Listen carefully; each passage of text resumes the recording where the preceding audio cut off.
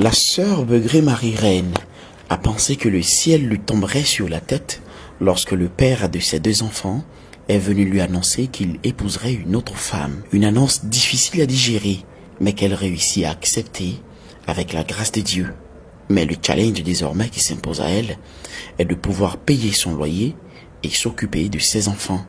C'est ainsi qu'une amie lui propose de l'aider à trouver du travail. Begré Marie-Reine, je bénis le nom du Seigneur pour tout ce qu'il a fait pour moi. J'ai eu 2 enfants avec un monsieur qui le dernier jour du mois de novembre m'appelle, me dit qu'il veut venir me voir. Et le jour qu'il est arrivé, il dit qu'il veut me voir. J'étais sur ma machine. Je suis rentré, on a causé un peu. Il me dit, je me marie le 23. En temps avant de me lever, j'ai confié cette conversation à Dieu.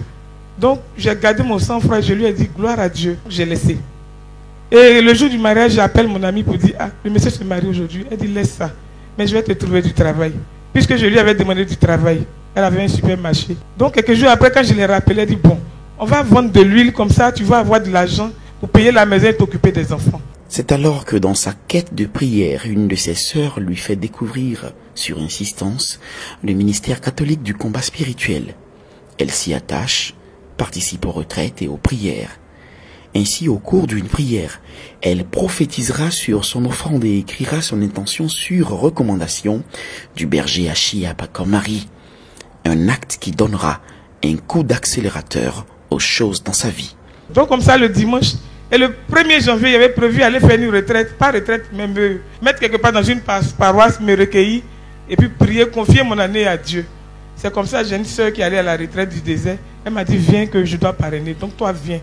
Et je lui ai dit, non, ce n'était pas prévu la prochaine fois. Et qu'elle est venue, elle a insisté, elle dit, bon d'accord, on va.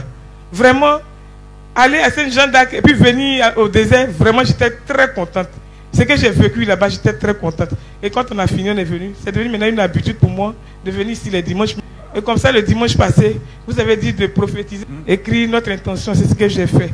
Donc la dame m'avait demandé combien de litres je voulais. Je lui ai dit 150 litres.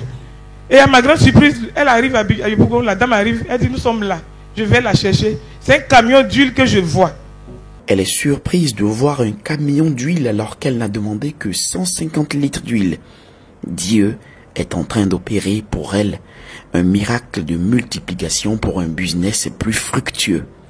J'ai eu peur, j'ai dit mais c'est quoi tout ça là? Donc pour moi, on devait me livrer une partie et aller livrer une partie ailleurs. Je les ai conduits dans mon couloir. Quand nous sommes arrivés, on a descendu l'huile. Et j'ai demandé comme ça à la dame doucement parce que j'avais honte de tout ce qui allait descendre. J'ai dit mais tout ça là c'est pour qui? Elle dit non c'est pour toi. J'ai dit mais ça ne peut pas être pour moi. Et j'appelle madame. J'ai dit mais c'est trop. J'ai demandé 150, tu m'envoies. Bon je vais prendre au moins 15 bidons mais tout ça là c'est trop, je ne peux pas. On a descendu, on a transporté, on allait déposer. Elle dit garde l'huile là-bas, l'huile ne pourrit pas. Donc comme j'avais déjà sillonné pour voir les gens qui voulaient, j'ai commencé mon travail au nom de Jésus. Vraiment, ça va.